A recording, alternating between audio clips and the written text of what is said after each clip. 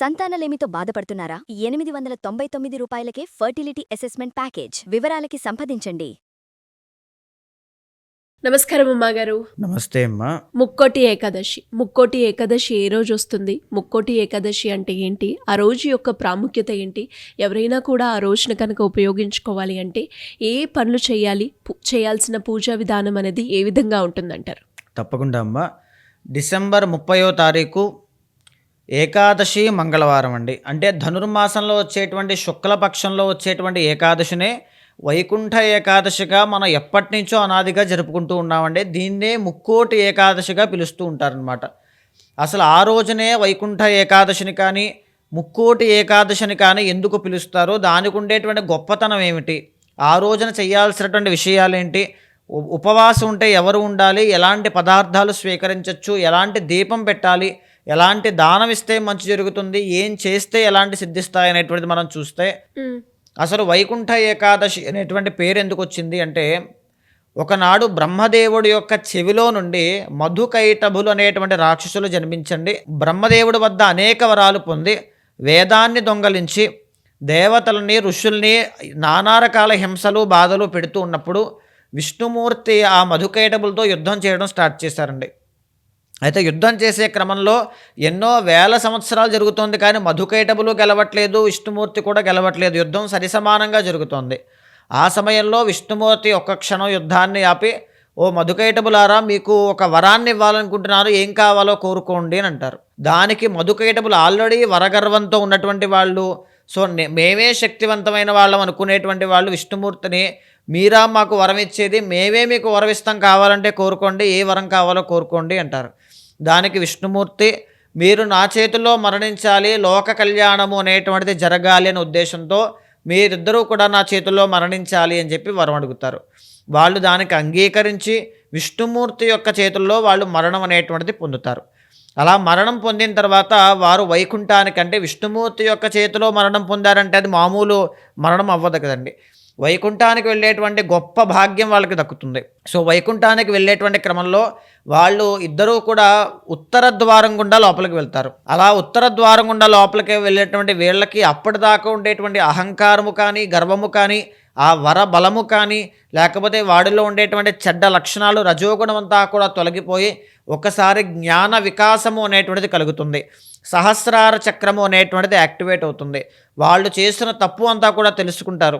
అయ్యా పరమాత్మ విష్ణుమూర్తి, నిన్న ఇప్పటి వరకు మేము గర్వంతో ఇంతలాగా మేము దూషించింది అనేటువంటిది తెలుసుకుని, ఇప్పటి నుంచి మేము ఏదైతే ఏకాదశి నాడు ఉత్తర ద్వార దర్శనం మిమ్మల్ని చేసుకుని వచ్చామో, మాకు ఎలా అయితే సంతృప్తి కలిగిందో, మాకు ఎలా అయితే ఆత్మజ్ఞానం కలిగిందో, అలాగనే ఎవరైనా సరే ఈ రోజున ఉపయోగించుకుని నిన్ను ఏ విష్ణాలయంలో కానీ, విష్ణుదేవతా స్వరూపాన్ని కానీ ఉత్తర ద్వార దర్శనం గుండా నిన్ను దర్శనం చేసుకుంటే వాళ్ళకి ఇలాంటి సమానమైనటువంటి ఫలితాలే ఇవ్వు స్వామి అని వరం తీసుకుంటారు. ఆ వరాన్ని తెలుసుకున్నటువంటి ముక్కోటి దేవతలందరూ కూడా ప్రతి వైకుంఠ ఏకాదశి, అంటే ధనుర్మాసంలో వచ్చేటువంటి యొక్క శుక్లపక్ష ఏకాదశికి ఆ స్వామి ఉత్తర ద్వార దర్శనం చేసుకోవడానికి ఎదురు చూస్తూ ఉంటారు. అప్పటికి, అంటే ఒక వైకుంఠ ఏకాదశిని ముక్కోటి ఏకాదశి అంటాం. ఈ ముక్కోటి ఏకాదశికి స్వామి యోగ నిద్రలోంచి లేచి అందరికీ కూడా ఉత్తర ద్వారం గుండా దర్శనాన్ని ప్రసాదిస్తారు. సో అందుకే దీనికి వైకుంఠ ఏకాదశి లేకపోతే ముక్కోటి ఏకాదశి అని పేరు వచ్చిందండి. ముక్కోటి దేవతలు మొక్కుతారు కాబట్టి. అయితే ఈ రోజున తప్పకుండా చేయాల్సింది ఏంటి అంటే, ప్రతి ఒక్కరూ కూడా దగ్గరలో ఉండేటువంటి రామాలయం కానీ, విష్ణాలయం కానీ, కృష్ణాలయం కానీ, వెంకటేశ్వర స్వామి యొక్క ఆలయం కానీ, నరసింహస్వామి ఆలయం కానీ, ఏది ఉన్నా పర్వాలేదు, చాలా స్పెషల్గా వేడుకగా ఉత్తర ద్వార దర్శనం అనేటువంటిది ఏర్పాటు చేస్తారు ఆలయాల్లో ఉండి. ఉత్తర ద్వారం గుండా లోపలికి వెళ్ళి స్వామిని దర్శనం చేసుకోవాలి. ఫస్ట్ మీరు చేయాల్సింది ఇదండి. ఏ సమయంలో దర్శనం చేసుకోవాలి అంటే, ఆ రోజంతా ఏ సమయంలోనైనా దర్శనం చేసుకోవచ్చు. మొట్టమొదటిగా తెల్లవారుజామున సూర్యోదయం అవ్వకముందు చేసుకుంటే అద్భుతమైన శుభ ఫలితాలు కనబడతాయండి. మూడోది ఏంటి అంటే, ఒకవేళ దగ్గరలో విష్ణాలయం లేని వాళ్ళు, విదేశాల్లో ఉన్నటువంటి వాళ్ళు కూడా ఇంట్లో విష్ణుమూర్తి యొక్క చిత్రపటాన్ని నమస్కారం చేసుకుని ఉదయం ఒకసారి, సాయంత్రం ఒకసారి విష్ణు సహస్రనామ పారాయణ చేయాలి. తరువాత నాలుగవది ఏంటి అంటే, ఆ రోజున తప్పకుండా తులసి పత్రితో స్వామిని పూజించాలి. మహదానంద పడతారంట ఆయన. తులసి పత్రితో పూజిస్తే కనుక. తరువాత ఏంటి అంటే ఆ రోజంతా ఉపవాసం అనేటువంటిది ఉండాలి. ఉపవాసం చిన్నపిల్లలకి కానీ, వృద్ధులకి కానీ, అనారోగ్యంతో ఇబ్బంది పడేటువంటి వాళ్ళకి కానీ వర్తించదు. కాబట్టి ఆరోగ్యంగా ఉండేటువంటి వాళ్ళు ఉపవాసం ఉండొచ్చు. ఉపవాసం ఉన్నప్పటికీ కూడా పళ్ళు స్వీకరించవచ్చు, తులసి జలము అనేటువంటిది తాగొచ్చు. సాయంత్రము ఒకవేళ ఉపవాసం ఉండలేకపోతే గోధుమ రవ్వతో చేసినటువంటి పదార్థాలు స్వీకరించవచ్చు.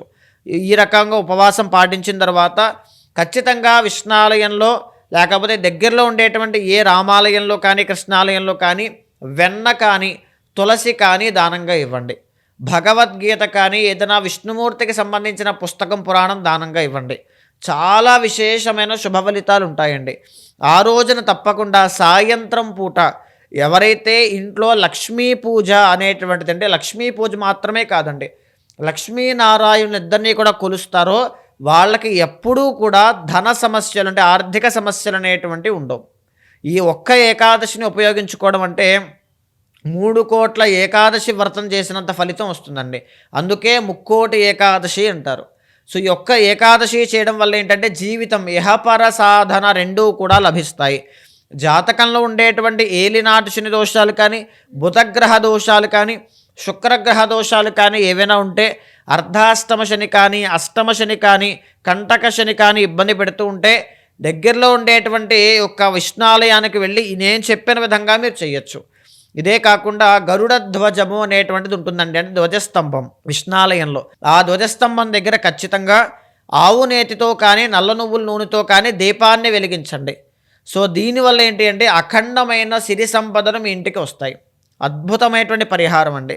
తరువాత ఎవరైనా సరే శక్తి ఉన్నటువంటి వాళ్ళైతే ఇంట్లో లక్ష్మీ హోమము, నారాయణ హోమము రెండూ కలిపి ఇంట్లో చేయండి. ఉపవాసం ఉండి చాలా శుభ ఫలితాలు అనేటువంటివి కనబడతాయమ్మా. థ్యాంక్ యూ అమ్మగారు. Thank you so much. నమస్తే అండి.